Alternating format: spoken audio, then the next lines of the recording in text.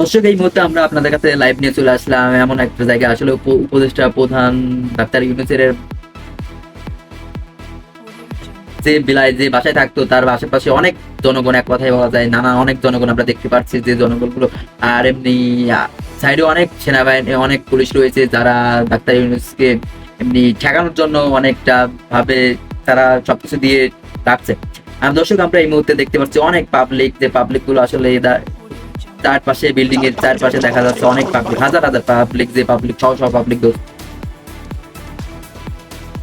এই মুহূর্তে আমরা আপনাদের কাছে এমন এমন পাবলিক গুলো আমরা দেখাচ্ছি। আমরা আসলে সাইড দিয়ে যাচ্ছি, আসলে কিভাবে পাবলিকদের মাঝে কিভাবে যাব আমরা আসলে বুঝতে পারছি না, কারণ আমরা এই সাইডে আছি। এই সাইডে দেখা যাচ্ছে পুলিশ, অনেক পুলিশ রয়েছে, পুলিশটা মিনিমাম 400-500 পুলিশ রয়েছে ডাক্তার ইউনূসকে ঠেকানোর জন্য, ডাক্তার ইউনূসকে বাঁচানোর জন্য।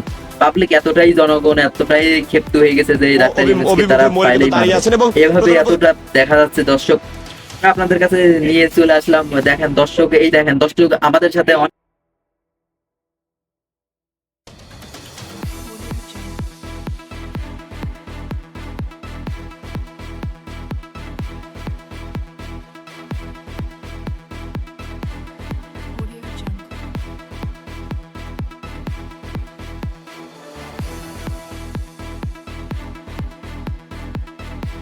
আমার দাবি হচ্ছে আমাদের এক ভাইকে, সিনিয়র ভাইকে, রোকন ভাইকে হচ্ছে নেস্কোর সহকারী ইঞ্জিনিয়ারকে থ্রেট দিয়েছে যে জবাইকে হুমকি দিচ্ছে।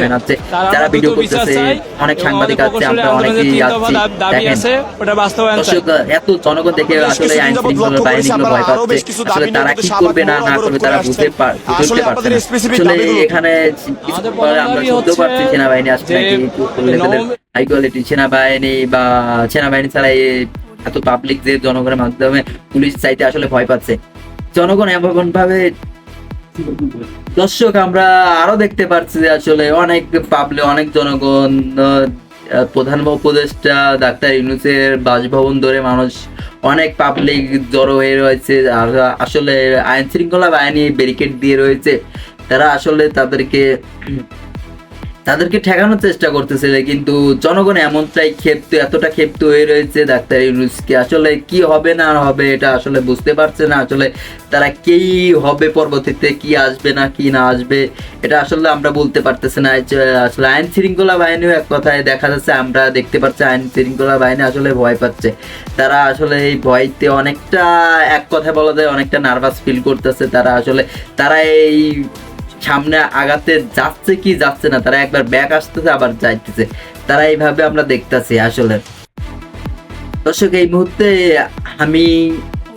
আমি জানতে পারলাম যে আসলে এখানে নাকি সেনাবাহিনী ছাড়া এই কাজটা আসলে পরিপূর্ণ হবে না বা কমপ্লিট হবে না। ডাক্তার ইউনূসের বাসভবনে এতটাই পাবলিক রয়েছে যে পাবলিকের মাঝে আসলে আমাদের পুলিশ বাহিনী যাইতে ভয় পাচ্ছে।